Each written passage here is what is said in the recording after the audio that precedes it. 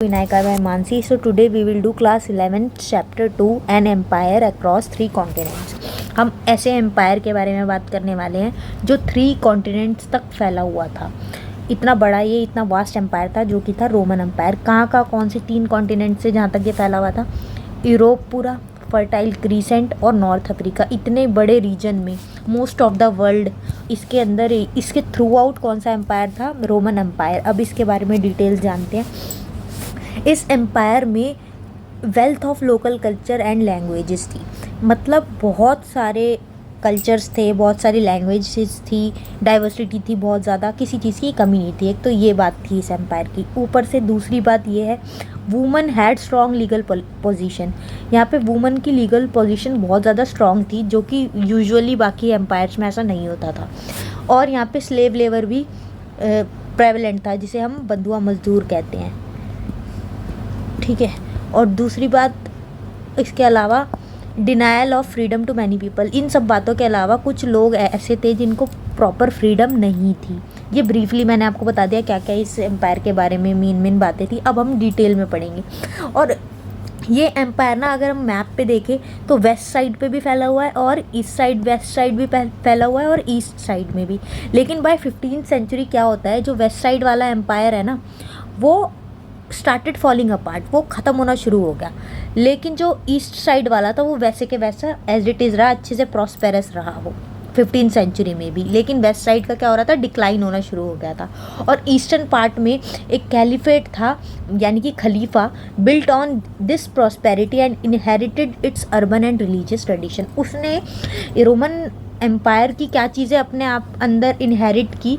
एक तो उधर जो रिलीजियस ट्रेडिशन फॉलो होते हैं, अर्बन कल्चर है जो, उसको इसने इनहेरिट किया और उसको वो लेके चला आगे। कैलिफेट कौन होता है? State comprising the Muslim community in the centuries after the death of Muhammad, ruled by a caliph. मतलब एक बंदा होता है कैलीफ, जिसको खलीफा बोलते हैं, वो रूल करता है किसको? बहुत सारी जो मुस्लिम कम्युनिटी है उसको रिप्रेजेंट करता है, एक तरीके से लीडिंग पर्सन होता है उनका। They look up to that person. Caliphate क्या होती है? जो एरिया मुस्लिम कम्युनिटी के अंदर आ जाता है। और कैलीफ कौन होता है? जो रूलर एक बंदा होता है, ठीक है, समझ आ गया होगा आपको। तो ईस्टर्न पार्ट में ये बंदा था जिसने ये चीज़ें इनहेरिट करी, क्या? Urban and religious tradition. अब और आगे पढ़ते हैं। रोमन हिस्ट्री के बारे में जो हम बात करेंगे इस चैप्टर में, उसके बारे में पता कहाँ से चला? तो सोर्सेज रहे होंगे कुछ, हिस्टोरियंस तो सोर्सेज ही रेफ़र करते हैं। पहले वाले चैप्टर में भी हमने पढ़े थे जो सोर्सेज थे, इंस्क्रिप्शंस होती है, टेक्स्ट होते हैं, डॉक्यूमेंट्स होते हैं। अब रोमन हिस्ट्री के बारे में भी वहाँ पे आर्कियोलॉजिस्ट गए होंगे जिन्होंने डिगिंग वगैरह करी और बहुत सारी चीज़ें निकाली, जिससे उनके पास्ट के बारे में वो पता कर पाए, एक कंक्लूजन पे आ पाए। उनमें से टेक्स्ट से बहुत सारे, डॉक्यूमेंट्स से काफ़ी, और मटेरियल रिमेन्स, जो पहले की कुछ मूर्तियाँ, सामान मिल जाता था जिससे पता चलता था ये चीज़ उस टाइम होती थी। उनमें से टेक्स्ट की जब हम बात करते हैं तो एक चीज़ आती है एनल्स। वो क्या होती है annuls? Chronological account of events in successive years. मतलब ईयर वाइज जब हम कुछ बताते हैं एक प्रॉपर तरीके से कि इस ईयर में ये हुआ, फिर उसके बाद ये हुआ, एक क्रोनोलॉजिकल ऑर्डर में, उसे बोलते हैं एनल्स। इससे काफ़ी ज़्यादा चीज़ों के बारे में, रोमन हिस्ट्री के बारे में पता चला रोमन हिस्टोरियंस को, जिन्होंने रिसर्च करी, जिन्होंने इस चीज़ के बारे में जाना। दूसरी बात, डॉक्यूमेंट्स में इंस्क्रिप्शन आती है जिसके बारे में पता चला। और पैपरी जिसे बोलते हैं, पैपायरी, या जो भी इसकी प्रोनाउंसिएशन मुझे करेक्ट नहीं पता, बट पैपायरी जो है ये भी इसका एक इम्पॉर्टेंट सोर्स रहा है। Usually cut on stone inscriptions तो हमें पता ही है, जो पत्थर पे कट करके लिखा होता है कुछ भी, उससे पता चलता है। कभी पिक्चर्स बनी होती है, सिंबल्स बने हुए होते हैं। और एनल्स क्या है? हिस्ट्री ऑफ, मैंने आपको बता दिया, क्रोनोलॉजिकल पीरियड के हिसाब, क्रोनोलॉजिकल पीरियड में जब किसी चीज़ के बारे में इंफॉर्मेशन इकट्ठी होती है एक जगह पे। Histories of period written by contemporaries, जहाँ जो हिस्ट्री के बारे में लिखते हैं। अब पेपर की जो हमने बात करी है, ये क्या है? ये देखो, ये चीज़ें हैं, देखो इंस्क्रिप्शन तो ये रही, रॉक पे लिखी हुई है ना, ये देखो सिंबल्स लिखे हुए हैं, लेटर्स लिखे हुए हैं कोई लैंग्वेज में। और ये है पैपरी। ये क्या होती है? जो इतना इम्पोर्टेंट सोर्स रहा है रोमन हिस्ट्री का, रीड लाइक प्लांट। एक प्लांट है, वो कहाँ पे ग्रो करता है? Banks of river Nile in Egypt. Egypt में जो रिवर है नाइल, जो वर्ल्ड की सबसे लॉन्गेस्ट रिवर मानते हैं, उसके किनारे पे, उसके बैंक्स पे ये वाला प्लांट उगता है और इसको इस तरीके से प्रोसेस किया जाता है, कन्वर्ट किया जाता है कि एक राइटिंग मटेरियल की तरीके से यूज़ किया जाए। और रोमन एम्पायर में इसको एवरीडे लाइफ में यूज़ किया जाता था कुछ भी चीज़ लिखने के लिए। तो अब जब ये इतने ज़्यादा यूज़ होता था तभी तो ये काफ़ी अब तक रह गया, बच गया, जो हिस्टोरियंस इसको देख के समझ पाया उस टाइम पे क्या होता था और इस पर इंफॉर्मेशन भी इतनी लिखी हुई है। तो और जो इनको पेपरी को यूज़ करके स्टडी करते हैं और पब्लिश करते हैं उन्हें बोलते हैं पेपेरोलॉजिस्ट, स्कॉलर्स हु पब्लिश पेपेरी। ये देखो ऐसी दिखती है, ये लग रहा है ना एक प्लांट से बनी हुई है, और ये इंस्क्रिप्शंस है। अब बात करते हैं रोमन एम्पायर जब था मोस्ट ऑफ द वर्ल्ड में, ये तो हम जान चुके हैं, लेकिन एक दूसरा एम्पायर भी था जो कि पावरफुल था, वो था इरानियन एम्पायर, ईरान वाला एम्पायर जो ईरान में बेसिकली था। और दोनों आपस में राइवल्स थे, एक दूसरे के दुश्मन। इतने बड़े स्ट्रॉन्ग एम्पायर्स हैं, फ्रेंड रिलेशंस तो बहुत कम बात है कि ऐसे हो, तो ये राइवल्स थे, दुश्मन थे एक दूसरे के। सेपरेटेड बाय रिवर यूफ्रेट्स, मतलब ये इस तरीके से बटे हुए थे, इनके बीच में एक रिवर आती है यूफ्रेट्स, उससे पता चलता था कि इस साइड से रोमन एम्पायर है और इस साइड से ईरानियन एम्पायर है। Ruled over most of Europe, north Africa and middle east. इन्हीं दो एम्पायर ने समझ लो पूरा वर्ल्ड था, जो उसके अंदर ये मेनली इन्होंने संभाला हुआ था, बांटा हुआ था अपने अंदर, रोमन और ईरानियन एम्पायर। ठीक है, उस टाइम की बात है। अब और इसको डिटेल में समझते हैं। Europe and Africa separated by Mediterranean sea. अब हमें पता है Roman empire Europe, Africa, fertile crescent यहाँ पर था। और यूरोप और अफ्रीका किस चीज़ से अलग था, किस, Europe and Africa separated by Mediterranean sea. Mediterranean sea कहाँ है, ये देखो ये रही पूरी, इसने सेपरेट कर रखा है यूरोप एंड अफ्रीका को। नीचे वाली साइड है, यहाँ पे आ जाता है अफ्रीका, इस वाले पेन से दिख नहीं रहा, ये वाला यूज़ करते हैं। अफ्रीका इस साइड है और ऊपर वाली साइड यहाँ पे है यूरोप। और कौन इसको डिवाइड कर रहा है, मेडिटेरियन सी, ये रही जो बीच में है। ठीक है, और स्पेन है इसके अगर हम वेस्ट साइड पे जाएंगे इधर तो यहाँ है स्पेन, इसके ईस्ट साइड में जाएंगे तो वहाँ है क्या, सीरिया। समझ आ गया होगा। और ये जो मेडिटेरियन सी है इसको हार्ट ऑफ रोमन एम्पायर कहा जाता है, मतलब उस टाइम पर इसको ये बहुत ज़्यादा फोकस में था, इम्पॉर्टेंट एरिया था। और इसके यहाँ पे देखो नॉर्थ में ये रिवर है राइने एंड दानूबे, ये भी बहुत इंपॉर्टेंट रोल प्ले करती है रोमन एम्पायर में, वो भी मैं बताती हूँ आपको, धीरे धीरे हम पढ़ेंगे तो सब चीज़ें समझ आएगी। Iran controlled whole area south of Caspian Sea and some large part of Afghan. तो इस चैप्टर में ना हम मेनली तो फोकस करेंगे रोमन एम्पायर पे, लेकिन कुछ कुछ बातें ईरानियन एम्पायर की आएगी, क्योंकि उस टाइम पर ये भी तो एक प्रेवलेंट स्ट्रॉन्ग एम्पायर था। कैस्पियन सी जो है वर्ल्ड मैप पे हम देखेंगे तो उसके साउथ में जो एरिया है और कुछ पार्ट्स अफगान के, ये एरिया ईरान के कंट्रोल में था।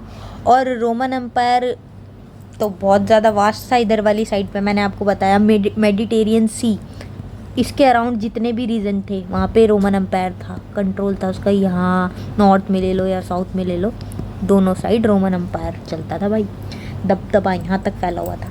नॉर्थ बाउंड्रीज में क्या पता चलता है कि यहाँ पे बाउंड्री आ गई है नॉर्थ की, राइने और दानूबे रिवर्स से पता चलता था, ये नॉर्थ रोमन एम्पायर की बाउंड्री है। यहाँ पे रोमन एम्पायर ख़त्म हो जाता है नॉर्थ में। ठीक है, और साउथ में सहारा डेजर्ट था, देखो ये रहा, अफ्रीका का लार्जेस्ट डेजर्ट वर्ल्ड का इवन, ये था साउथ बाउंड्री किसकी, रोमन एम्पायर की, मेडिटेरियन सी के अराउंड जो रीजन थी उनमें।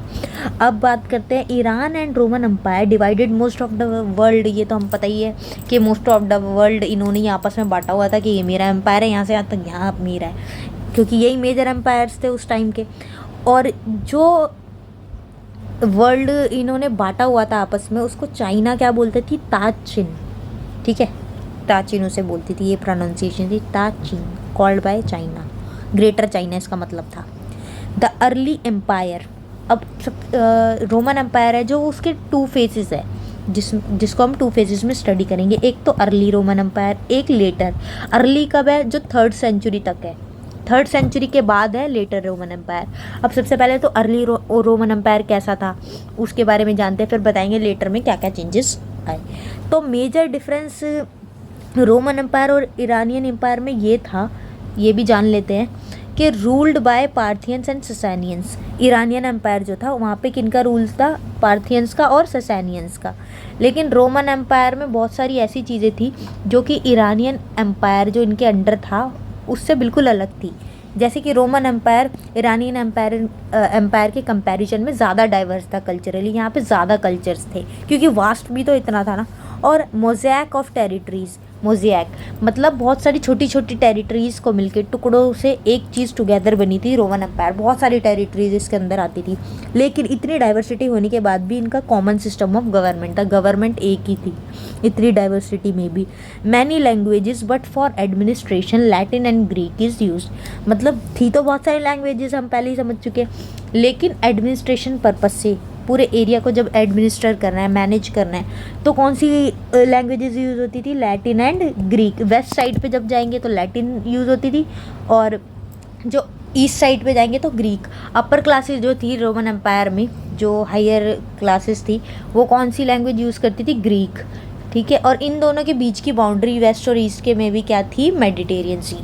हमने देखा ना अभी मैप पे, सिंगल रूलर था, एक ही रूलर एम्परर था, मतलब एक टाइम पे एक ही रूलर। इतनी डाइवर्स कल्चर्स है, इतनी डिफरेंट डिफरेंट टेरिटरीज है, लेकिन एक ही सिस्टम ऑफ गवर्नमेंट और एक ही सिंगल रूलर। ठीक है, पहला एम्परर कौन था? अगस्टस।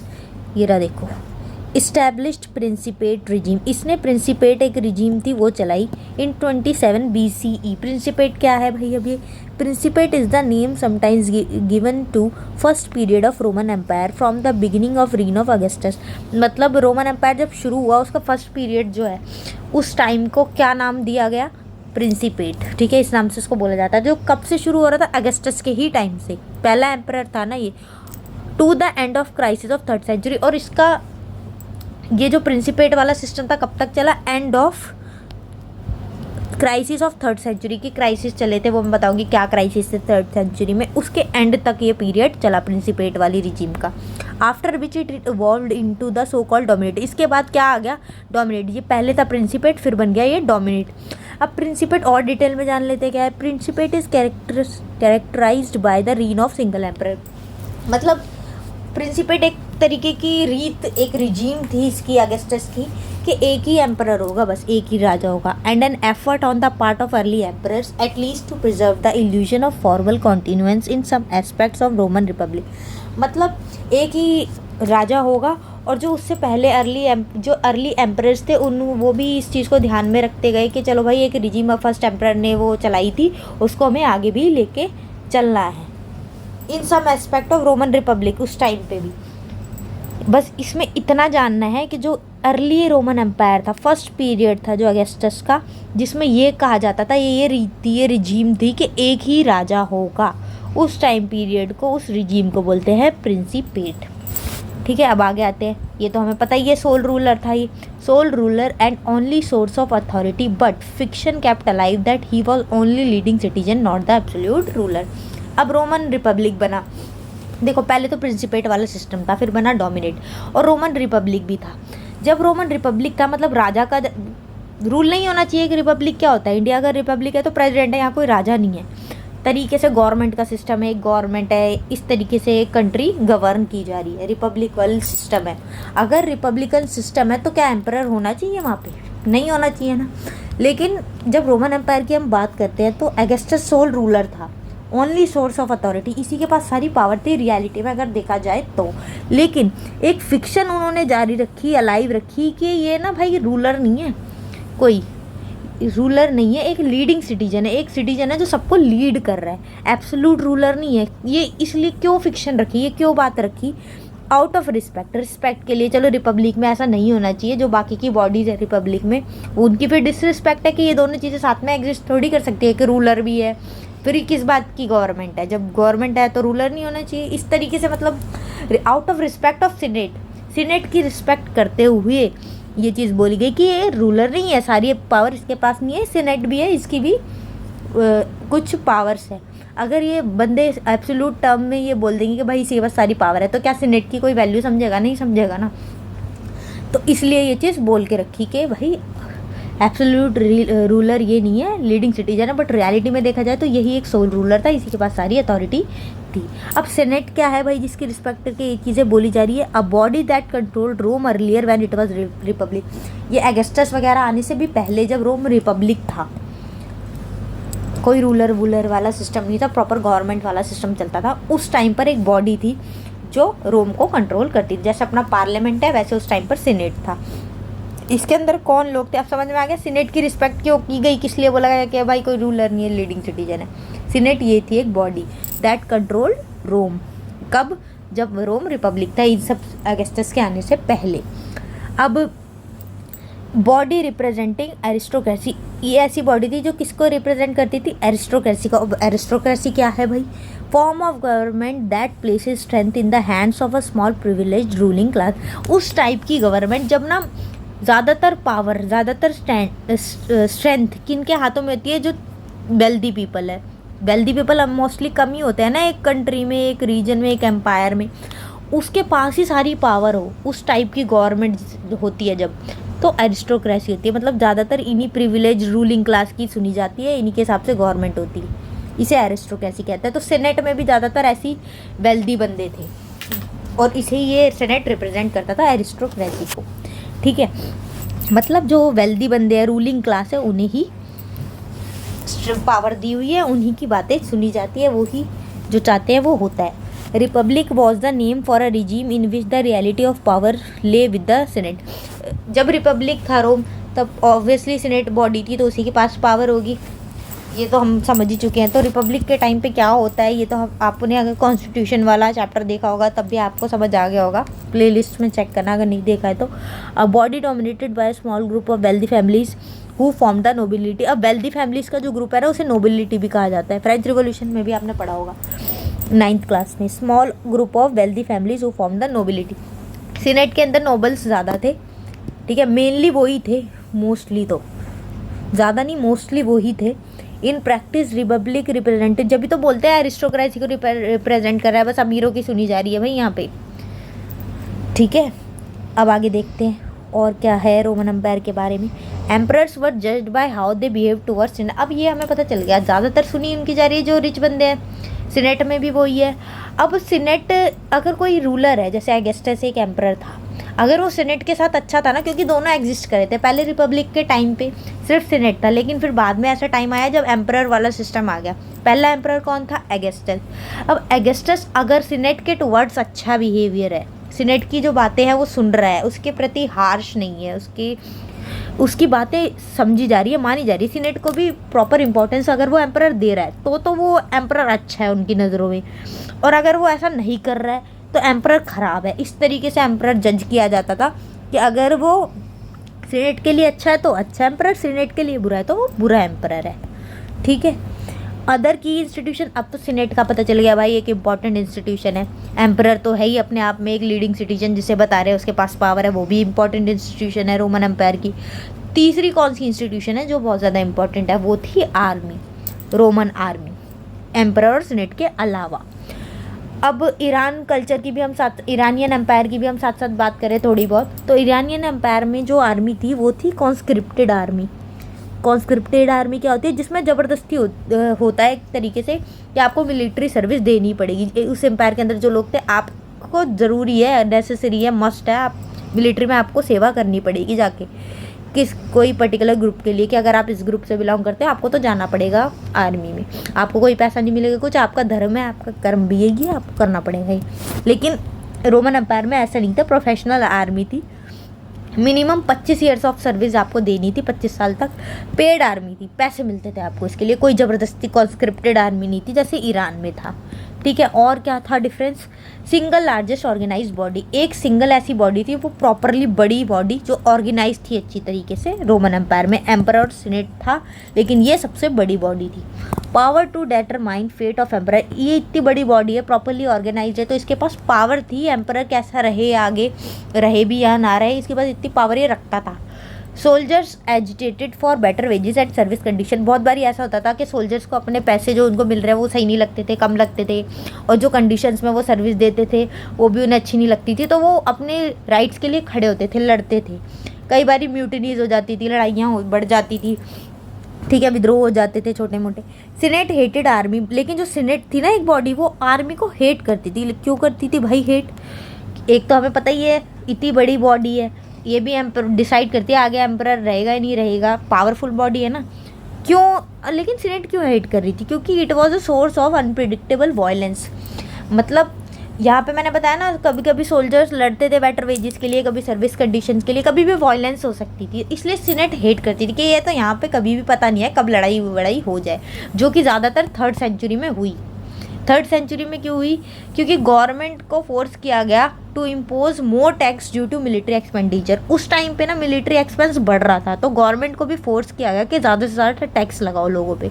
अब टैक्स लगाओगे तो लोग तो लड़ेंगे लड़ेंगे कि ये क्या है, हमारे साथ तो एक्सप्लॉइटेशन हो रही है, गलत हो रहा है, तो वायलेंस होगी। तो इसलिए सीनेट हेट कर रही थी, यार ये अच्छा नहीं है। 3rd सेंचुरी क्राइसिस हुए थे ना, जो अभी हमने पहले बात की थी, वो देखो उसका एक पार्ट तो यही आपको पता चल रहा है। सोल्जर्स लड़ रहे हैं, गवर्नमेंट टैक्स ज़्यादा लगा रही है, तो लोग तो परेशान होंगे ही होंगे। क्राइसिस, तभी तो क्राइसिस होंगे। When army is divided, civil war. और जब आर्मी में ही आपस में कुछ डिफरेंसेस आ जाते थे, आर्मीज डिवाइड हो जाती थी, तो सिविल वॉर वाली सिचुएशन हो जाती थी, सिविल वॉर हो जाती है। सिविल वॉर का मतलब क्या होता है? Arm struggle for power within the same country. जब एक ही कंट्री में हम किसी चीज़ के लिए लड़ते हैं, पावर के लिए लड़ते हैं, अपनी ही कंट्री से, अपनी ही किसी बॉडी से, किसी गवर्नमेंट से, कभी एम्परर से आर्म स्ट्रगल होता है किसी राइट के लिए, किसी चीज़ के लिए, अपनी विद इन कंट्री, तो उसे बोलते हैं सिविल वार। अगर बाहर किसी कंट्री से होगी तो वो सिविल वार नहीं होगी, arm struggle for power within the same country. Except 1 year first 2 century free from any war. 1 year को छोड़ के पहली 2 सेंचुरीज जो रही है रोमन एम्पायर में, वो फ्री थी किसी भी वॉर से, कोई वार नहीं हुई उस टाइम पर। और बाहर से जो एक्सटर्नल वारफेयर होती है उस कंट्री के बाहर, रोमन एम्पायर से बाहर की किंगडम्स अगर करें, वो भी बहुत कम थी। तो 69 CE जो एक ईयर था जिसमें थोड़ी बहुत लड़ाइयाँ हुई, वो किस लिए हुई थी? सक्सेशन वॉर बिटवीन 4 एम्परर्स थे जो कि राजा बनना चाहते थे, वो उसके आपस में लड़ाइयाँ हुई। बस ये ईयर था, इसलिए ईयर बदनाम हो गया कि भाई ये पीसफुल ईयर नहीं है। बाकी की ओवरऑल देखा जाए तो फर्स्ट 2 सेंचुरी थी जो फ्री फ्रॉम एनी वार, कोई लड़ाई दंगे नहीं थी, पीस स्टेबिलिटी थी। अब सक्सेशन कैसे बेसिस पे होता था रोमन एम्पायर में? फैमिली डिसेंट के ऊपर, मतलब कि राजा का बेटा राजा बनेगा, चाहे वो नेचुरल हो या अडॉप्टेड हो, अडॉप्ट किया हुआ हो, या तो कोई ज़रूरी नहीं है कि नेचुरल ही हो, अडॉप्ट किया हुआ भी उसका बेटा है अगर, तो वो राजा बन सकता है। एक ही फैमिली में अगर चलती आ रही तीसरी फैमिली के लोग राजा बनते हैं तो वैसे ही होगा फैमिली डिसेंट के हिसाब से। उस टाइम पर 4 एम्परर्स थे जो बनना चाहते। सेकंड जो था लाइन में इस 4 एम्परर की रेस में, वो था टाइबेरियस। ठीक है, टाइबेरियस, ये देखो ये रहा। ये कौन था भाई? Adopted son of Augustus. जो फर्स्ट एम्परर था ना एगस्टस, उसका अडॉप्ट किया हुआ सन। और इसने इसको अडॉप्ट क्यों किया? ताकि स्मूथ ट्रांजिशन हो जाए तरीके से। फैमिली डिसेंट वाला जो सिस्टम चला हुआ है, प्रिंसिपेट जो चला हुआ है, एक ही रूलर रहेगा, उस हिसाब से इसको अडॉप्ट कर लिया कि चलो अगला रूलर बिना किसी परेशानी के बन जाएगा, सक्सेशन हो जाएगा उसका थ्रोन पे, इसलिए इसको अडॉप्ट किया।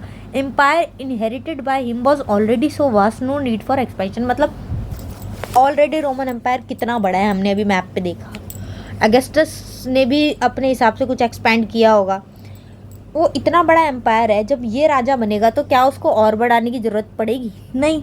तो इसलिए जब ये राजा बना तो इसे कोई ज़रूरत नहीं लगी कि रोमन एम्पायर को और ज़्यादा एक्सपैंड करे और बढ़ाए। ज़्यादातर हम एम्पायर में जब देखते हैं तो वो कोई भी राजा होता है तो वो बढ़ाने की सोचता है, कभी लड़ता है दूसरी कंट्रीज से, कभी वो अदर पीपल जो होते हैं वो इन्वेड करते हैं, उसको हड़पने की कोशिश करते हैं उसके अंदर की टेरिटरी को। बट टाइबेरियस को ऐसी कोई नीड लगी नहीं कि वो अपने उसको बढ़ाए, एम्पायर को ऑलरेडी बहुत बड़ा था।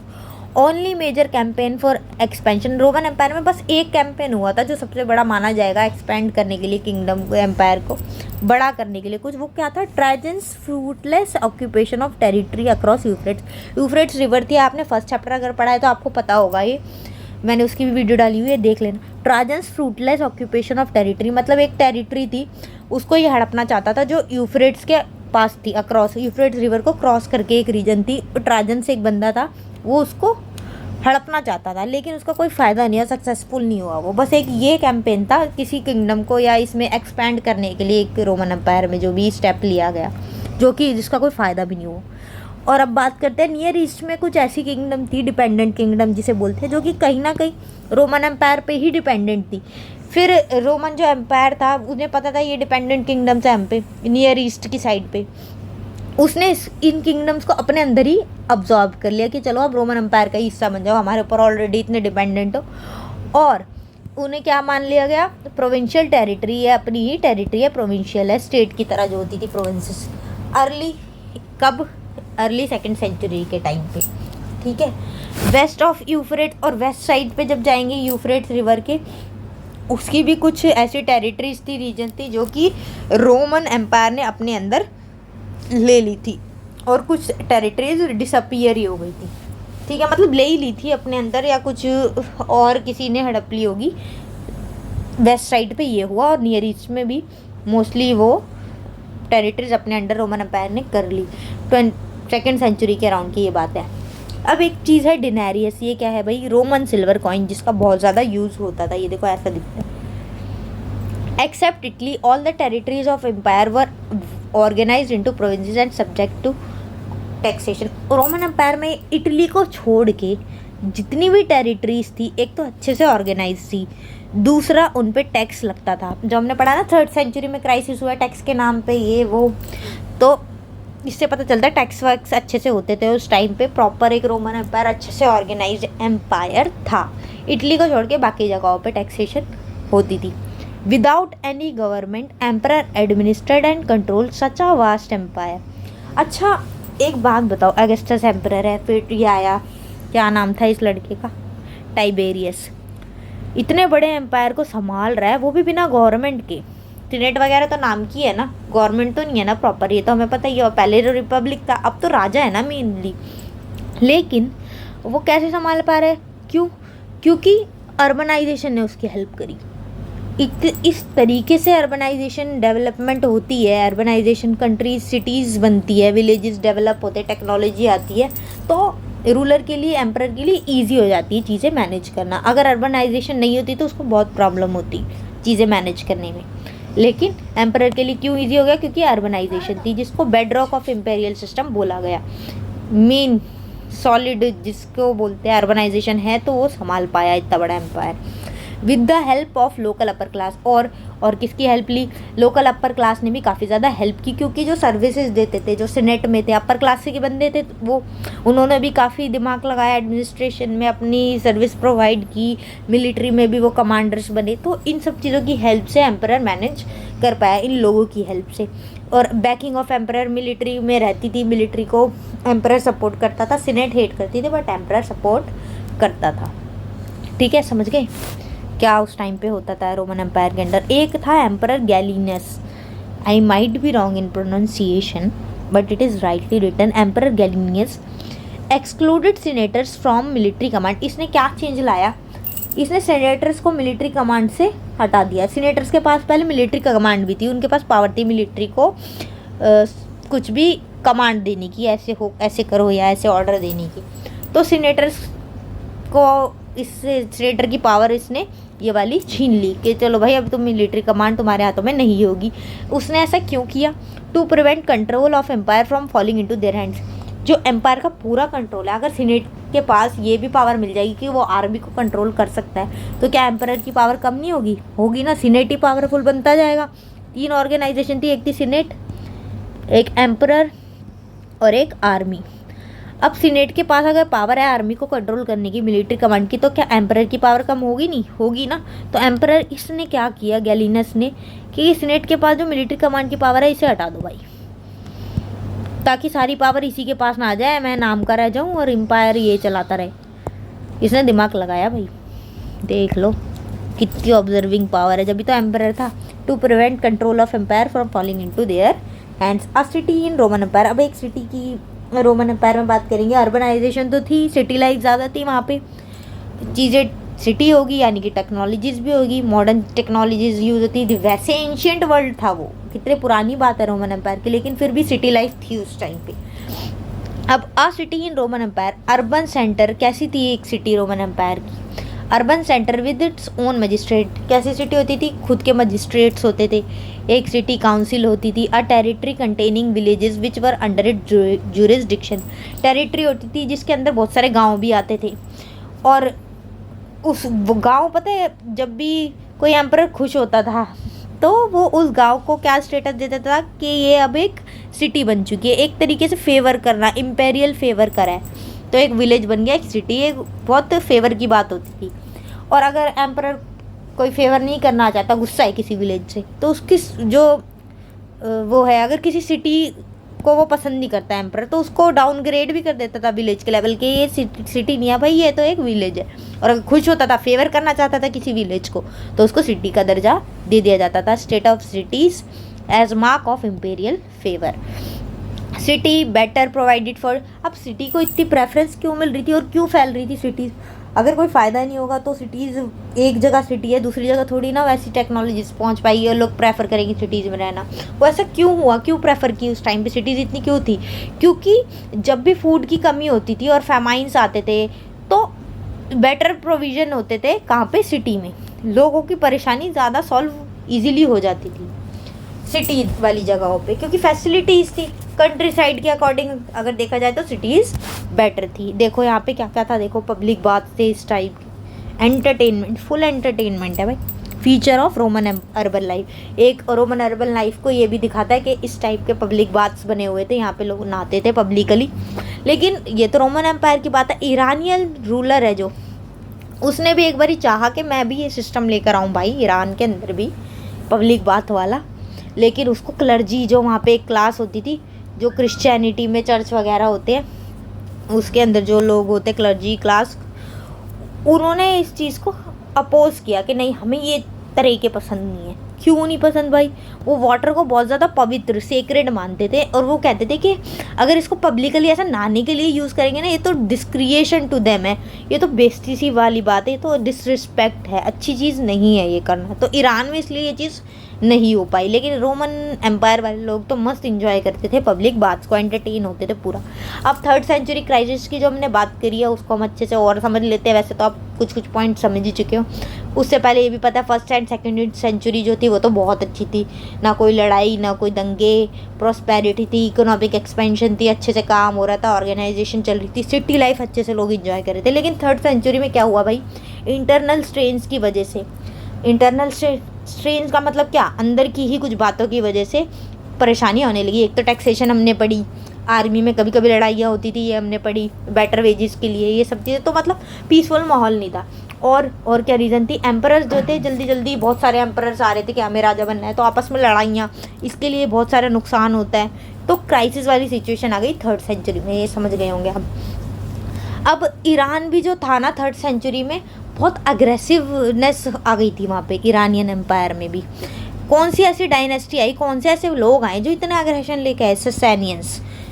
ससैनियंस आए ईरान में, जो within 15 years expanded towards Euphrates, 15 सालों के अंदर अंदर यूफ्रेट रिवर के तरफ ये अपने आप को बढ़ना शुरू करे, एक्सपैंड करना स्टार्ट कर दिया अपना एम्पायर, ईरानियन एम्पायर यूफ्रेट रिवर के पास। ठीक है, ये देखो, ये है ससैनियन, लड़ाई दंगे, देखो एग्रेशन कितना दिख रहा है। इन अ फेमस रॉकेट इंक्रिप्शन, अब एक रॉकेट इंस्क्रिप्शन थी बहुत फेमस, जो एक पत्थर पे लिखी हुई बात थी। वो क्या थी, क्या उस पर इंफॉर्मेशन थी? Shahpur one, Iranian ruler, Iran का एक रूलर था, कौन? Shahpur one. He claimed that he annihilated a Roman army of 60,000 and even captured eastern capital of Antioch. मतलब ये जो बंदा था, रूलर था ईरान का, इसने बोला, इसमें लिखा एक इंस्क्रिप्शन पे कि इसने रोमन आर्मी जो 60,000 लोगों की थी उसको इसने तहस नहस कर दिया, एनहिलेटेड कर दिया उसको, एंड कैप्चर कर ली क्या? एंटीओक कैपिटल थी जो इस बंदे ने, देखो शाहपुर वन। और क्या इन्फॉर्मेशन है भाई जो हमें रोमन एम्पायर के बारे में पता चल सकती है? मैनी जर्मैनिक ट्राइब, जर्मन की जो ट्राइब थी, जर्मनी की जो ट्राइब्स थी, वो भी राइने एंड दानूबे फ्रंटियर, जो रोमन एम्पायर की बाउंड्री थी, राइने और दानूबे रिवर्स हमने देखी थी ना अभी मैप पे, ज़्यादातर जो जर्मन की ट्राइब थी वो भी इस रीजन्स की, इन फ्रंटियर्स के अगेंस्ट बढ़ना शुरू हो गई। रिपीटेड इन्वेजन, बहुत ज़्यादा घुसपैठिए आ गए, रिपीटेड इन्वेजन हुई, बार बार लोग आए। किस पीरियड में? 233 से लेके 280 के पीरियड में रोमन एम्पायर में। जो इम्पोर्टेंट डेटा है जो आपको पता होना चाहिए, फालतू की बातें हम नहीं करेंगे इस चैप्टर में, जो भी इररेलेवेंट इन्फॉर्मेशन है, मेन सारी बातें, पूरा चैप्टर आपको और कुछ करने की ज़रूरत नहीं है। रिपीटेड इन्वेजन हुई, पीरियड किस पीरियड में? 233 to 280। Romans forced to abandon much of their territory. और 3rd सेंचुरी में देखो इतनी चीज़ें ख़राब हो रही थी, उसके बाद ये जो रोमन एम्पायर फॉल हुआ वेस्ट में, क्या ये सारे रीजंस हैं उसको कंट्रीब्यूट करते हैं उसको फॉल करने में? रोमन्स को फोर्स किया गया कि ज़्यादातर उसको ऐसी सिचुएशन बन गई कि अपनी ज़्यादातर जो टेरिटरी उसके अंदर थी उसको छोड़नी पड़ी। एम्परर्स अलग लड़ रहे थे फील्ड पे, बारबरियंस की तरफ से परेशान थे वो। अब ये बारबरियंस कौन आ गए भाई? बारबरियंस ये उन्हें कहते थे जो भी इन्वेजन करने में घुस रहे थे, तंग कर रहे थे, या हड़प ले रोमन एम्पायर की कुछ टेरिटरीज, जिनमें मेनली जर्मनिक ट्राइब्स थी। जर्मनिक लोग थे ना जो घुस रहे थे राइन एंड दानुबे रिवर्स के अगेंस्ट भी, और एम्परर्स भी लड़ रहे थे फील्ड पे उनके लिए। तो रोमन्स बारबरस टर्म किसके लिए यूज़ कर रहे थे? अनसिविलाइज्ड पीपल, जिनमें तौर तरीके नहीं है रहने के, अनसिविलाइज्ड लोग हैं, opposite to Greek और Roman, and in fact it became a common term to refer all foreigners, जितने भी बाहर के बंदे फॉरनर्स आ रहे थे अगस्टस के बाद कब्जा करने या जो भी है, इंक्लूडिंग जर्मनिक पीपल, पर्शियंस जो भी आना चाहते थे, उनको ये बारबरस बोलते थे। हाँ, बारबरियंस। एम्परर्स वगैरह सब परेशान हो गए थे उस टाइम पे, देख लो इतनी लड़ाई हो रही थी।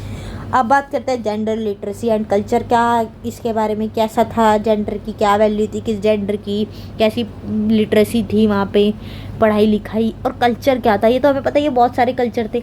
अब बात करते हैं मेनली वहाँ पे लोगों का रहन सहन। कल्चर के अंदर ये भी एक पार्ट आ जाता है ना, किस टाइप की फैमिली थी। तो लोग छोटी फैमिली प्रेफर करते थे, न्यूक्लियर फैमिलीज़, बड़ी जॉइंट फैमिलीज़ वहाँ पर नहीं होती थी रोमन एम्पायर में।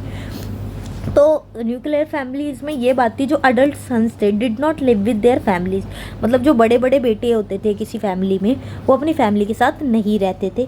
और बहुत रेयर ही ऐसा होता था एक्सेप्शनल के जो बड़े बड़े भाई है, अडल्ट ब्रदर्स 18+, वो शेयर हाउस होल्ड करे, कॉमन हाउस होल्ड, मतलब एक ही घर में रहे। मतलब अडल्ट हो गया लड़का तो वो घर से बाहर रहेगा, घर में सेम फैमिली में नहीं रहेगा, दूसरा हाउस होल्ड वो देखेगा। फैमिली में तो मेम्बर तो रहेगा बट कहीं और जाके रहेगा। और क्या बात थी फैमिली से रिलेटेड, लेकिन देखो अडल्ट सन इंक्लूड नहीं हो रहा, लेकिन स्लेव्स विल भी इंक्लूडेड है फैमिली के अंदर। स्लेव्स को, जो बदुआ मजदूर किसी फैमिली ने अगर ले रखे हैं अपने अंडर, तो वो फैमिली का पार्ट थे, क्योंकि काम भी तो करवाना है ना। और जो फादर था, फादर की क्या पावर होती थी? Substantial legal control over their children, अपने चिल्ड्रन पे उनका लीगल कंट्रोल बहुत ज़्यादा था, even to a shocking extent. इतना ज़्यादा था कि उसके पास पावर थी कि अपने बच्चों की लाइफ और डेथ डिसाइड कर पाए। अगर वो अनवांटेड चिल्ड्रन थे ना, कोई जिनको वो नहीं चाहता था कि हो, अनवांटेड चिल्ड्रन हो गए हैं लेकिन वो नहीं चाहता था उनको कि ये होने चाहिए थे, तो उनको वो ठंड में बाहर छोड़ सकता था, लीविंग द माउंटेन कोल्ड, और चाहे वो मर जाए। इतना देखो उसके पास लीगल पावर थी, और कोई कुछ नहीं कह सकता था उसको गलत।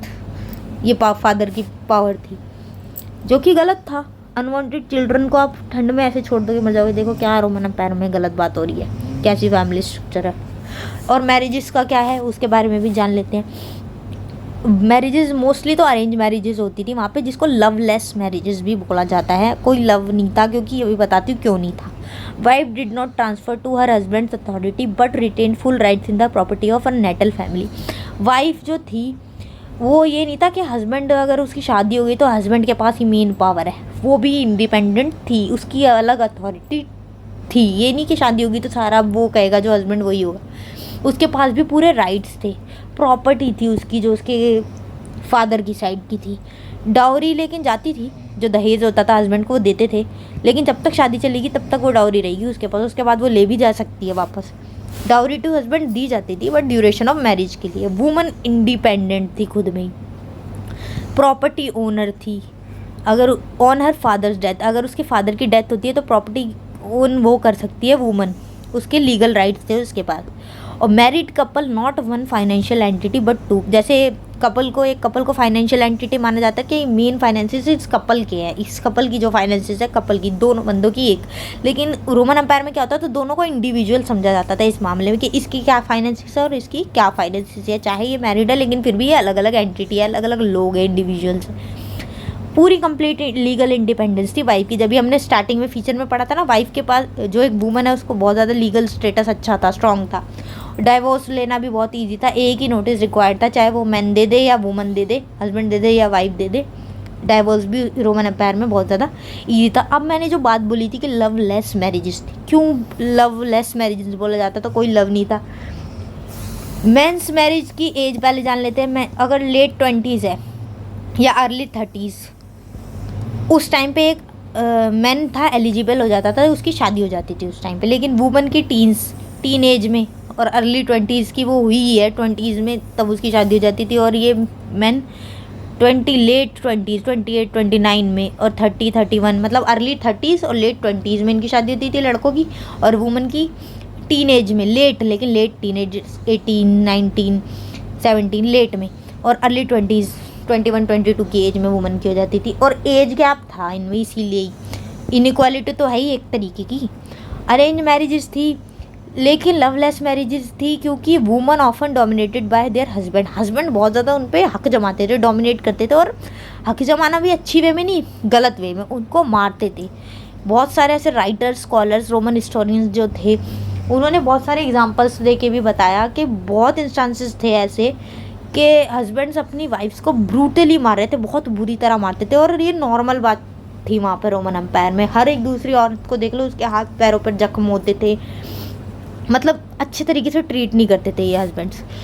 अरेंज मैरिजेज होती थी, इसलिए लवलेस मैरिजेस बोला जाता था। Rates of casual literacy varied greatly between different parts of empire. और ये तो बात हो गई फैमिली स्ट्रक्चर की, मैरिजेस की, वुमन के पास क्या पावर थी, एम्पायर कैसे थे, एम्परर, ये सब हम जान ही चुके हैं। और जब पढ़ाई लिखाई की बात आती है, कैजुअल लिटरेसी डिपेंड करती थी, किसी रीजन में पढ़े लिखे लोग थे ज़्यादा, किसी में नहीं थे, डिफरेंसेस थे बहुत ज़्यादा। टेरिटरीज इतनी सारी है तो कॉमन चीज़ नहीं थी ये। कहीं पर लिटरेट लोग थे जो पढ़ लिख पाते थे, कहीं पे कम थे, कहीं पे ज़्यादा थे। और कौन से ऐसे एरियाज थे जहाँ पर वाइड स्प्रेड लिटरेसी थी, जहाँ अच्छी खासी लोग पढ़ सकते थे? पोम्पेली एंड इजिप्ट, ये जो दो रीजन थे। पोम्पेली रीजन तो वॉल्केनिक इरप्शन हुई थी 1779 CE में, तो ये वॉल्केनो इरप्ट हुआ, फटा, और ये उसके अंदर ब्यूरी हो गया था, पूरा दफन सा हो गया था पोम्पेली एरिया। लेकिन यहाँ पे उस टाइम पे अच्छे खासे लोग पढ़ सकते थे, लिटरेट थे इन दो एरियाज़ में। लैंग्वेज बहुत सारी यूज़ होती थी, उनमें एक लैंग्वेज थी अरामिक, जो कि नियर ईस्ट साइड पे बोली जाती थी। कॉप्टिक, जो कि कहाँ बोली जाती थी? इजिप्ट, प्यूनिक एंड बर्बर में।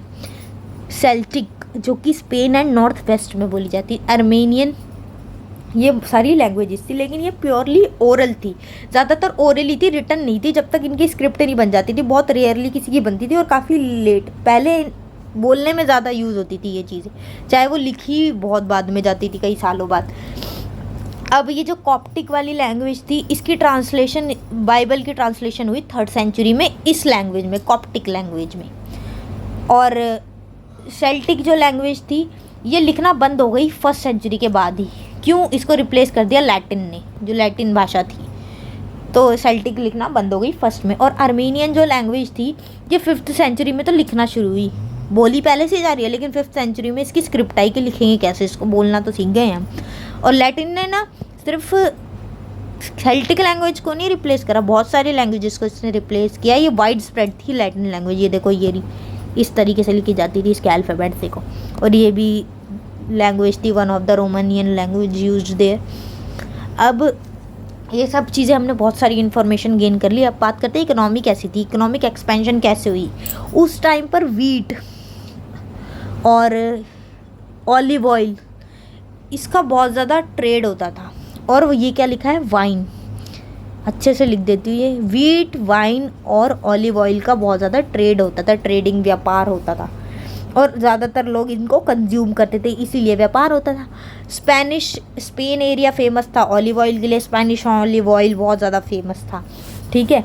और इंफ्रास्ट्रक्चर भी बहुत ज़्यादा अच्छा खासा था उस टाइम पे, जो ये सब चीज़ें ट्रेड करने के काम में आता था।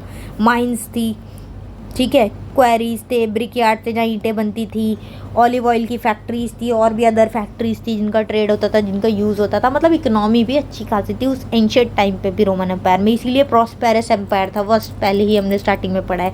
कॉम्पिटिशन अमंग लैंड ओनर, जो लैंड ओनर्स होते थे जिनके पास बहुत ज़्यादा लैंड्स होती थी, मेन अपर क्लास में ही आते थे, वो आपस में कॉम्पिटिशन बना रहता था कि मार्केट को हम कैप्चर कर ले, हमारा बिजनेस अच्छे से चला लें, हम पावर में आ जाए, हम प्रॉफिट अर्न कर ले। तो ये सब चीज़ें तो चलती रहती थी कॉन्स्टेंटली।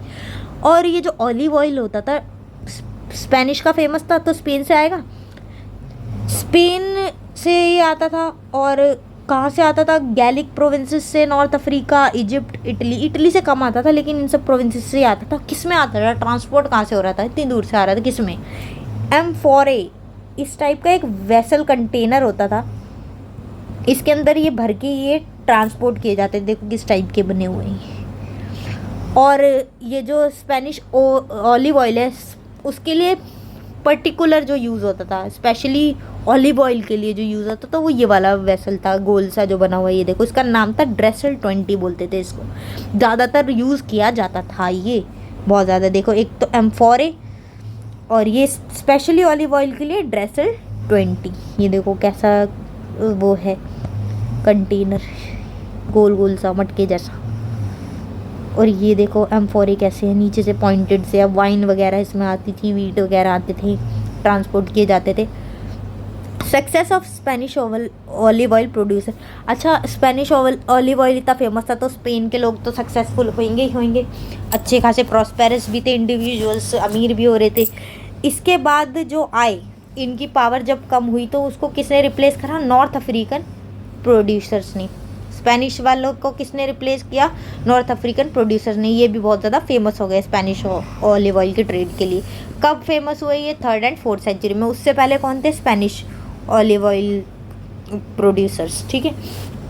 और 5th और 6th सेंचुरी में अब इनको भी तो किसी ने रिप्लेस करा ही होगा। बाकी के जो अदर एक्सपोर्टर्स थे उन्होंने इस मार्केट को फिर इस मामले में डोमिनेट करा, जैसे कि टर्की, सीरिया और पैलेस्टीन, ये एरियाज भी इस फील्ड में आ गए। और ओवरऑल देखा जाए तो अच्छा खासा इकोनॉमी चल रही थी रोमन एम्पायर में, कोई कमी नहीं थी। इसीलिए तो भाई प्रॉस्पेरिटी थी। अगर काम ही नहीं होगा अच्छे से, कॉइन्स भी देखो सिल्वर कॉइन्स यूज़ हो रहे हैं, किसी चीज़ की कमी नहीं है, अच्छे से पढ़े लिखे लोग भी है, लैंग्वेजेस भी है, तो अच्छा खासा एम्पायर था। इंडिविजुअल रीजन भी प्रॉस्पर हो रही थी, क्योंकि काम किसी को इसी रीजन में कुछ चीज़ की स्पेशलिटी है, किसी चीज़ में कुछ चीज़ की किसी जगह पे, तो वो उसी पे फेमस थे, तो वो उसी में काम करते थे, तो वो प्रॉस्पर हो रही थी regions. Many regions exceptionally fertile. कई ऐसी रीजन्स थी जो बहुत ज़्यादा उपजाऊ थी कुछ चीज़ें उगाने के लिए, बहुत ही स्पेशल, बड़ी फेमस थी वो उन चीज़ों के लिए, तो उन्होंने उसका फ़ायदा भी उठाया। जैसे कैंपेनिया में, इटली में एक जगह है, वहाँ की वाइन बड़ी फेमस थी। सिकिली एंड फायम इन इजिप्ट, ये रीजन्स थी। ये फेमस किसके लिए थी? वीट के लिए। एंड गैलीली, बैचिका एंड बेजैकियम, ये सारी भी रीजन्स थी जो बहुत ज़्यादा फर्टाइल थी। यहाँ के जो भी प्रोडक्ट्स थे, प्रोड्यूस था, ये उसमें ट्रेड करती थी। ट्रांस ह्यूमन्स कौन है भाई? अभी pastoral and semi nomadic community, जो वो चरवाहे होते हैं ना, सेमी नोमैडिक कम्युनिटी, उन्हें बोलते थे ट्रांस ह्यूमन्स। ये भी ज़्यादातर फैले हुए थे कंट्री साइड में, सिटी साइड में नहीं, गांव वाले साइड में, कंट्री साइड जो होती थी वहाँ पे ये ज़्यादातर थे। लेकिन जब रोमन स्टेट एक्सपैंड करना शुरू किया नॉर्थ अफ्रीका की तरफ, जैसे जैसे जा रहा था रोमन एम्पायर, तब ये ना पेस्टर्स जो थे, ये ट्रांसह्यूमन्स कम होना शुरू हो गए। क्यों? क्योंकि इनकी जो मूवमेंट है एक जगह से उधर जाना, इसको अच्छे से रेगुलेट कर दिया गया, टाइटली रेगुलेशन की, यहाँ तक जाएंगे, इस बाउंड्री को क्रॉस नहीं करेंगे, ये नहीं करेंगे, वो नहीं करेंगे, पूरी रेगुलेशन आ गई थी, इसलिए कम हो गई जब ये रोमन स्टेट नॉर्थ अफ्रीका की तरफ एक्सपैंड किया। और जो सेल्टिक लैंग्वेज थी उसको बोलने वाले जो पीजेंट्स थे, किसान थे, वो रहते थे हिल टॉप विलेजेस में, ऊपर जो पहाड़ों के ऊपर जो विलेजेस होते हैं, गांव होते हैं, उन विलेजेस को क्या बोलते थे? कैस्टेला, केल्टिक स्पीकिंग पीजेंट्री जो वहाँ पे रहती थी। बैकवर्ड और प्रिमिटिव देख लो, बैकवर्ड और प्रिमिटिव टाइम था ये कितना पुराना टाइम है, देखा जाए तो पिछड़ा हुआ, पुराने ख्यालातों वाला ऐसा होना चाहिए। लेकिन देखो यहाँ पे कितनी ऐसी चीज़ें थी, अर्बनाइजेशन थी जो कि मॉडर्न टाइम्स में होती है, वो उस टाइम पर वहाँ पर थी देखा जाए तो। और टाइम कितना पुराना है, एंशिएंट टाइम है, लेकिन फिर भी टेक्नोलॉजीज थी, बैंकिंग पूरा नेटवर्क था कॉमर्शियल। जब इतने अच्छे से इकोनॉमी चल रही है, ट्रेडिंग वगैरह होती है, तो बैंकिंग नेटवर्क्स भी होंगे ही होंगे, पैसे को भी तो मैनेज करना है ना, तो ये भी था। ये तो न्यू बात है ना, देखो technology. Wide spread use of money, coins जब मिंट हो रहे हैं तो मनी का यूज़ तो है ही, जो अब हो रहा है। उस एंशिएंट वर्ल्ड में देखो 1st 2nd सेंचुरी में ये सब यूज़ हो रहे थे, अच्छे खासे मनी का यूज़ था, कमर्शियल बैंकिंग नेटवर्क्स थे, गोल्ड क्या सिल्वर क्या गोल्ड के भी कॉइन यूज़ हो रहे थे। अभी आगे दिखाऊंगी आपको कौन से कॉइन्स थे, क्या नाम था उनका। ओवरऑल और अच्छे से आप जान गए हो। अब बात आती है भाई इतना सब कुछ था, वर्कर्स की क्या सिचुएशन थी वो भी बता दो। अब स्लेवरी तो थी, बंधुआ मजदूर थे ही, ये तो हम जान ही चुके हैं, तो उनका तो क्या ही हाल होता है बुरा। देखो गले में जंजीरें, बेचे जाते थे लोग, इतने में खरीद लो, इतने में खरीद लिया, तो फिर अब वो जो बोलेगा उसी को, और उसको उसकी तो हेल्थ डैमेज हो जाती थी, हेल्थ का भी ध्यान नहीं होता था, इतना काम करवाते थे उससे। और टू एक्सपेंसिव, लेकिन एक्सपेंसिव थे। जो भी स्लेवरी करता था, पार्ट होता था उसका, मतलब जो भी स्लेव्स को खरीदता था उसके लिए पैसे तो एक्सपेंसिव खर्चा ही है, उनको खाना भी तो खिलाना है अगर अपना काम निकलवाना है, तो ऐसा भी नहीं रखना कि मर जाए। थोड़ा बहुत भी दोगे तो कुछ तो रेगुलर देना ही पड़ेगा, एक्सपेंसिव तो पैसा तो खर्च होगा ही, उसमें मेंटेन करके रखना पड़ेगा। तो जो वेल्दी क्लासेस होती थी वही ज़्यादा प्रेफर करती थी। लेकिन एग्रीकल्चर जो एरिया था, एग्रीकल्चर जो प्रैक्टिस यूज़ होती थी एग्रीकल्चर में, जो लोग इन्वॉल्व थे, वहाँ पे ये चीज़ कम थी, क्योंकि इतनी प्रॉस्पेरिटी वाली चीज़ थी नहीं, एक्सपेंसिव थी ये बहुत ज़्यादा चीज़। तो एग्रीकल्चर वाली जब भी स्टार्ट हुआ एग्रीकल्चर लेटर पीरियड में, तो ये स्लेवरी वाली चीज़ कम हो गई। और स्लेवरी को एक तरीके से इन्वेस्टमेंट मानते थे, चलो भाई हमने पैसा लगा दिया, अब ये इन्वेस्टमेंट क्यों है, अब इसको खरीद लिया तो हमें और ज़्यादा काम निकाल के देगा, इतना पैसा इस पे लगाया, इससे ज़्यादा ही हमें काम देगा, इन्वेस्टमेंट मानते थे। कितनी जैसे गर्व की बात। Upper classes brutal towards them, जो ज़्यादा अपर क्लासेस थी, पैसे वाले लोग, वो इनके टुवर्ड्स ब्रूटल थे, हार्श थे, अच्छे से पेश नहीं आते थे, बुरी तरह पेश आते थे। लेकिन जो आम आदमी थे, ऑर्डिनरी पीपल, कभी कभी कंपैशन शो कर देते थे, उन्हें तरस आ जाता बेचारों की सिचुएशन पे। और इनका चीपर सब्स्टिट्यूट क्या था, वेज लेबर। जो स्लेवरी को अफोर्ड नहीं कर पाते थे वो वेज लेबर का यूज़ लेते थे, यानी कि कौन वेज लेबर, जिनको काम के बदले में पैसे दिए जाते थे, वो सस्ते भी होते थे, बस उसके अलावा थोड़ी ना उनको कुछ खिलाना पिलाना, जो काम किया उसके पैसे दे दो। तो चीपर सब्स्टिट्यूट क्या होता है, एक चीज़ के बदले में जो दूसरी चीज़ यूज़ की जा सके उसे सब्स्टिट्यूट बोलते हैं। तो चीपर सब्स्टिट्यूट क्या था, वेज लेबर, स्लेवरी का। इवन क्रिश्चियनिटी, जो क्रिश्चियन रिलीजन था, वो भी स्लेवरी के अगेंस्ट नहीं बोला, जो कि 4th सेंचुरी में स्टेट रिलीजन बन गया था क्रिश्चियनिटी रोमन अम्पायर में। इससे देखो एक और चीज़ पता चल गई, क्रिश्चियनिटी भी एक रिलीजन था जो फॉलो किया जाता था, उसने भी स्लेवरी के अगेंस्ट कुछ नहीं बोला। और वो कुछ होते थे फ्रीडमैन। फ्रीडमैन कौन, जो पहले तो स्लेव्स थे, बाद में छोड़ दिए गए, फ्री कर दिए गए, उनको बिजनेस मैनेजर्स के तौर पे यूज़ किया जाता था कि अब तुम बिजनेस को हमारे मैनेज करो, या तो खुद का ही जो स्लेव जिसने खरीद रखा था वो अपना ही बिजनेस मैनेज करा लेता था, या कोई और उसको बिजनेस मैनेजर यूज़ कर लेता है as a business manager freedman को। इससे हमें ये चीज़ पता चलती है, अच्छी खासी अटेंशन दी जाती थी मैनेजमेंट ऑफ लेबर्स पे, मतलब लेबर का कैसे यूज़ करना है, कैसे ज़्यादा से ज़्यादा फ़ायदा निकालना है, क्या सब्स्टिट्यूट है, इस पर अच्छा खासा ध्यान दिया जाता था रोमन एम्पायर में।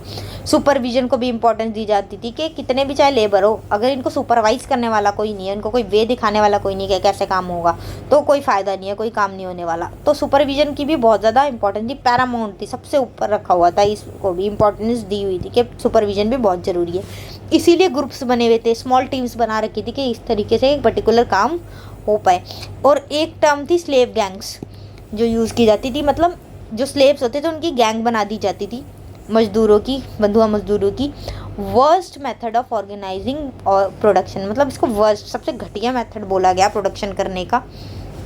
क्यों भाई घटिया क्यों बोला गया, जो ये लेबर्स होते थे ना, देखो इनके पैरों में जंजीरें बांध दी जाती थी और एक साथ इनको बांध दिया जाता था, chained together by their feet, मतलब पैरों से देखो कैसे बांधा हुआ है, यहाँ पे देखो एक साथ बांध दिया जाता था कि चलो ये वाला ग्रुप है, ये स्लेव गैंग ये वाली हो गई, ये वाली गैंग ये वाली हो गई, और फिर काम करवाते थे उनसे। इतने मेंटल हरकतें यूज़ हो रही थी। सम इस्टेब्लिशमेंट, और पता है जो भी राइटर्स ने इन चैप्टर में बहुत सारी चीज़ें एग्जांपल्स दिए हैं, वो कह रहे थे ये तो चलो स्लेव लेबरी ये आपको इतनी ब्रूटल लग रही है, अच्छी नहीं लग रही, लेकिन अभी भी तो मॉडर्न टाइम्स में बहुत सारी ऐसी चीज़ें हैं जो लेबर से इतना काम करवाते हैं, एक्सप्लॉइटेशन होती है। आप कॉल सेंटर्स में देख लो कितना प्रेशर होता है लोगों के ऊपर, इतना कुछ कंट्रोल तो उन पर भी है, राइट, उनके साथ भी तो एक तरीके का एक्सप्लॉइटेशन हो रही है। बहुत से ऐसे एग्जांपल्स है, कहीं पे कितना ज़्यादा स्ट्रिक्टनेस है, कोई भी बंदा कुछ बताएगा, कोई कुछ अपने एक्सपीरियंस बताएगा, आपको पता चलेगा ये जो एक्सप्लॉइटेशन लेबर के साथ चल रही है वो पहले से चल रही है और अब तक भी है, चाहे वो फॉर्म्स और वेज चेंज हो गई हो, बट इसमें कुछ नया और पुराना है नहीं। उस टाइम पे इस तरीके से होता था, अब किसी और तरीके से किसी और फॉर्म में हो रहा है। At present also in many places tighter controls, अभी भी बहुत सारे टाइटर कंट्रोल्स है प्रेजेंट। इसमें से एक एग्जांपल है law of 398, branding of workers to prevent them from running away. Workers की ब्रांडिंग की जाती है कि इस ब्रांड के वर्कर्स है, क्यों की जाती है ये ब्रांडिंग, ताकि वो भाग ना पाए और छुप ना पाए अपने काम से, ठीक है, ये तो कंट्रोल ही तो है एक तरीके से। Many poor family in second century डेप्ट bondage children were sold in servitude for 25 year. उस टाइम पे जो पुअर फैमिलीज होती थी रोमन एम्पायर में, पर्टिकुलरली सेकेंड सेंचुरी में, जब वो पैसे के कर्ज में डूब जाते थे तो फिर वो क्या करते थे कि भाई हमें स्लेव ही बना लो, पैसा देने के लिए तो है नहीं, हम तुम्हारा काम कर देंगे। एक तरीके तो इसमें फंस जाते थे वो बेचारे।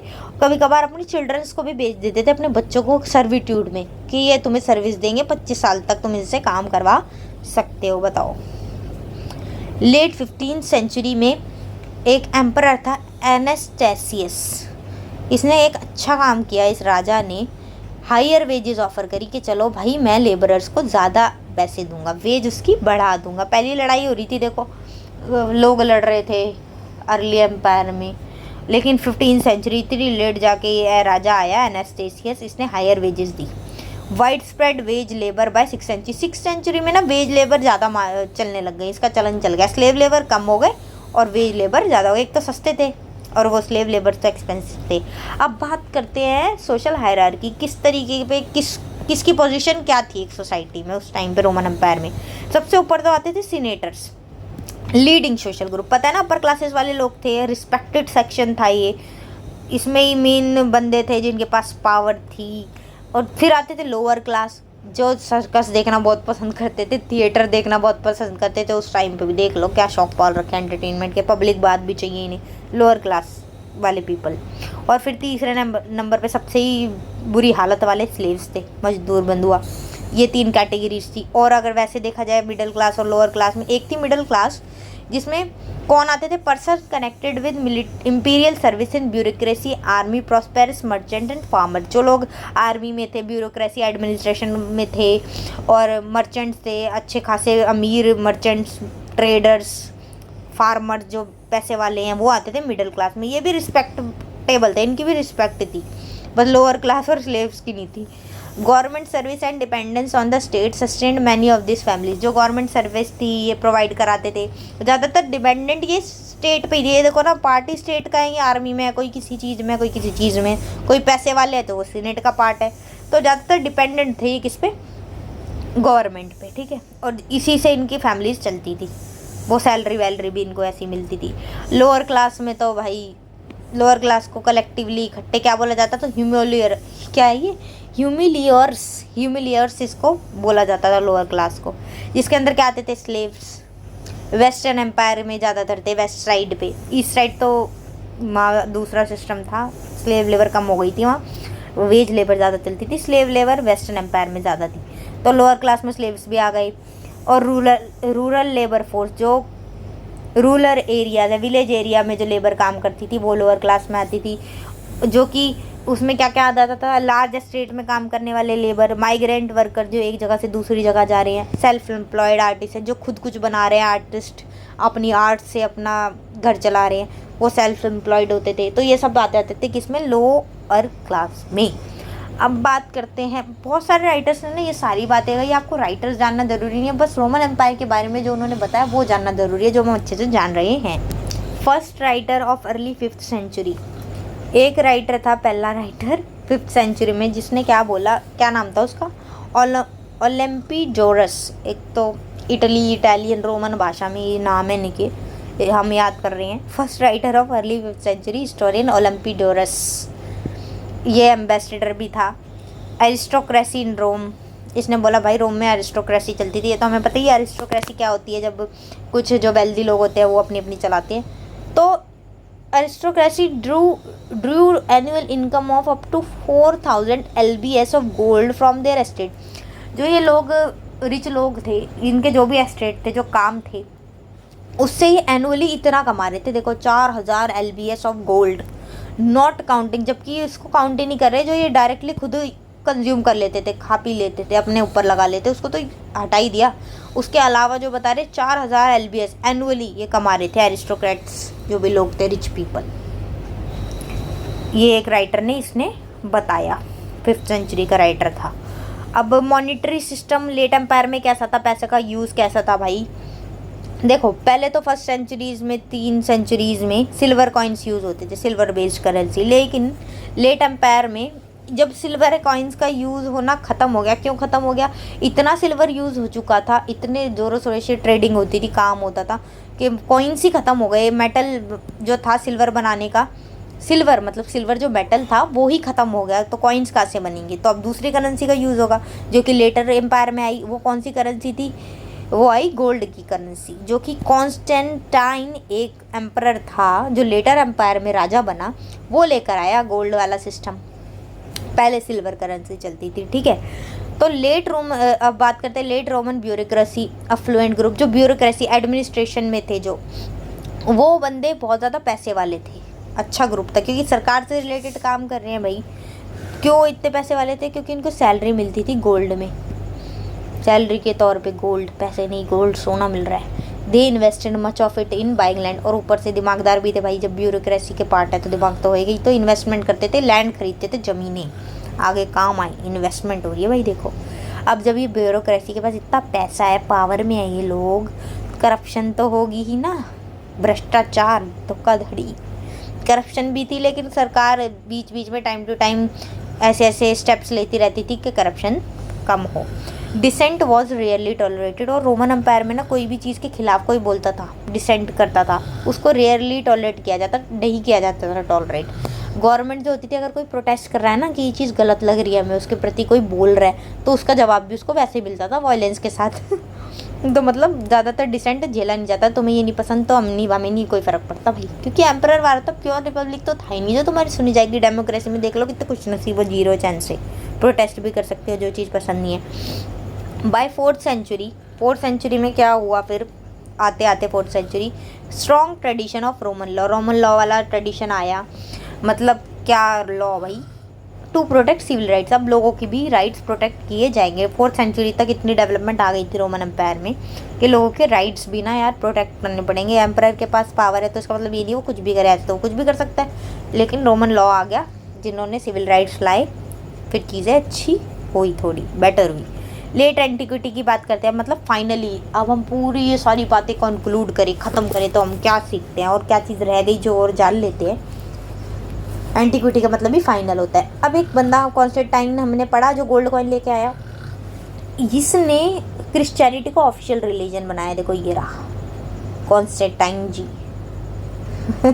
कब इसने ऑफिशियल रिलीजन बनाया, 7th सेंचुरी में, जब इस्लाम भी नहीं, ऑफिशियल रिलीजन तो इसने पहले बना दिया क्रिश्चियनिटी को, लेकिन 7th सेंचुरी में कौन सा रिलीजन आया, इस्लाम, मुस्लिम्स जिसको फॉलो करते हैं इस्लाम रिलीजन को। कॉन्स्टेंटाइन पता चल गया कौन सा रूलर है, क्या कंट्रीब्यूशन रही इसकी। और एक एम्परर था डायोक्लेटियन, ये रहा, देखो कैसे गुस्से वाला लग रहा है। इसने बहुत सारी चीज़ें चेंजेस लाया, क्या क्या, एक तो स्टेट वाला सिस्टम जो होता है, कैसे कैसे एक स्टेट है उसमें ये बॉडीज़ है, सीनेट वगैरह वगैरह, इस टाइप का सिस्टम, ये स्ट्रक्चर लाया डायोक्लेटियन एम्परर। और ड्यू टू ओवर एक्सपेंशन ही अबेंडेंड मैनी टेरिटरी, इतना बढ़ चुका था ये एम्पायर हद से ही ज़्यादा कि मैनेज करना भी मुश्किल हो गया, तो इस चक्कर में इसने कुछ टेरिटरीज तो खुद ही छोड़ दी। ये रोमन एम्पायर का भाई पार्ट ही नहीं है, ठीक है। और इसने क्या करा, कई बाउंड्री जो किसी एक एरिया की थी, प्रोविंसेस की थी, उसको इसने वापस से बनाया कि ये हमारी बाउंड्रीज है, ये हमारी बाउंड्रीज है, रीऑर्गेनाइज की, चीज़ें चेंज की। और सिविलियन और मिलिट्री फंक्शन और सिविलियन फंक्शंस को अलग अलग बांट दिया। ये दोनों ही मिक्स से हो रहे थे पहले, इन्हें दोनों को सेपरेट कर दिया। क्यों करा भाई ऐसा, greater autonomy to military commander, ताकि मिलिट्री कमांडर जो है उसको ज़्यादा पावर भी दी इसने, और ज़्यादा पावर मिले, अलग अलग डिफाइन कर दिया ना, ये तुम्हारा काम है, ये तुम्हारा काम है, सिविलियन फंक्शन ये है, मिलिट्री फंक्शन ये है, कन्फ्यूजन नहीं थी, फिर इसने सेपरेट कर दिया। डायोक्लेटियन, ओहो आँखें देखो इसकी दिख भी नहीं रही। और ये देखो ऐसे वाले गोल्ड कॉइन यूज़ हो रहे थे, लार्ज स्केल सर्कुलर, अच्छे खासे लंबे यूज़ हो रहे थे। इवन रोमन एम्पायर के एंड होने के बाद भी इनका यूज़ ख़त्म नहीं हुआ। इनका क्या बोलते थे गोल्ड कॉइन को, सॉलिडस। कौन लेके आया, कॉन्स्टेंटाइन एम्परर, ठीक है। ये देखो कैसे थे, एम्परर की पिक्चर छपी हुई है इस पर। और बात कर लेते हैं जो एक आधी चीज़ है, फिर चैप्टर ख़त्म और सारी इन्फॉर्मेशन मिल चुकी है। Traditional religious culture of classical world, उस टाइम पे ट्रेडिशनल रिलीजन कल्चर क्या फॉलो होता था, पॉलीथीस्ट। वो कौन होते हैं भाई, जो एक से ज़्यादा गॉड को मानते हैं, उनकी पूजा करते हैं, तो पॉलीथीस्ट उन्हें बोला जाता है। जो कौन से गॉड्स होते थे, जुपिटर, जूनो, मिनेर्विया, मिनर्वा, मार्स, मतलब जो प्लैनेट्स होते हैं उनके गॉड्स, जैसे अब होते हैं ना मंगल ग्रह के देवता, जुपिटर ग्रह के देवता, तो ऐसे जो मोर देन वन गॉड को मानते हैं उसको पॉलीथीस्ट बोला जाता था, जो रोमन एम्पायर में होता था। नो कॉमन नेम, इनको कोई कॉमन नेम नहीं था पॉलीथीस्ट का कि ये वाला इस गॉड को मानने वाले ये हैं, इस गॉड को मानने वाले नहीं, ऐसा कोई कॉमन नेम नहीं था, कोई लेबल नहीं था। लेकिन जो एक से ज़्यादा को मानते हैं गॉड को वो पॉलीथीस्ट होते हैं, ये सब चलता था वहाँ पे उस टाइम पे। अदर ग्रेट रिलीजन, अब हमने क्रिश्चियनिटी जान लिया, इस्लाम भी जान लिया, भाई रिलीजन था एक रोमन एम्पायर में। अब और कौन सा था भाई बड़ा रिलीजन? जुडाइज़म, ये भी एक रिलीजन है, ये भी वहाँ पे फॉलो होता था। और अब रोमन एम्पायर जब ख़त्म हो गया, चलो भाई डिक्लाइन हो गया, सब हो गया, तो उसके बाद भी कुछ किंगडम्स आई। किंगडम्स आना तो ख़त्म नहीं होगी ना। वो कौन कौन सी किंगडम्स आई? विसिगोट्स इन स्पेन में, ये वाली किंगडम आई विसिगोट्स। फ्रैंक्स इन गॉल, यहाँ पे आए गॉल में फ्रैंक्स किंगडम। लोम्बार्ड्स आए इटली में, और भी बहुत सारी आई किंगडम्स रोमन एम्पायर के बाद। और लेट 7th सेंचुरी में जब इस्लाम आया 7th सेंचुरी में, तो रोमन एंड ईरान के बीच की जो वार थी वापस से शुरू हो गई हो ना भाई 7th सेंचुरी में दोबारा से। ये फैक्ट्स है जो आपको जानने ज़रूरी है। लेट 7th सेंचुरी में ग्रेटेस्ट पॉलिटिकल रिवॉल्यूशन, क्या ऐसा बड़ा चेंज आया? Expansion of Islamic beginning in Arabia, Islam इस तरीके से बढ़ा भाई 7th सेंचुरी में, जो कि कहाँ से शुरू हुआ? अरेबिया में से, अरब से। इसको बहुत बड़ी पॉलिटिकल रिवॉल्यूशन माना जाता है उस टाइम पे, ठीक है। बाय 642 टाइम के बाद, उस टाइम तक आते आते जब प्रॉफिट मोहम्मद की डेथ हो गई थी, उसके 10 साल बीत चुके थे और 642 आ चुका है, तब large parts of both East Roman and Sasanian empires fallen to Arabs. इस टाइम तक प्रॉफिट मोहम्मद की भी डेथ हो गई है, 10 साल बीत चुके हैं, और 642 टाइम तक आते आते जो रोमन एम्पायर था और जो ससेनियन एम्पायर था, ईरानियन एम्पायर जिसे बोलते हैं, ईरानियन एम्पायर, वो किसके कंट्रोल में आ गया था? अब अरब्स के हाथ में, ठीक है। यहाँ पे डिक्लाइन हमें पता चल गया ना कैसे ख़त्म हुआ रोमन एम्पायर, बाद में कौन कौन सी किंगडम्स आई। ये ही चैप्टर था, दिस इज़ इट। PDF चाहिए हो तो कमेंट कर देना, like, subscribe and share my channel among your friends. Stay tuned.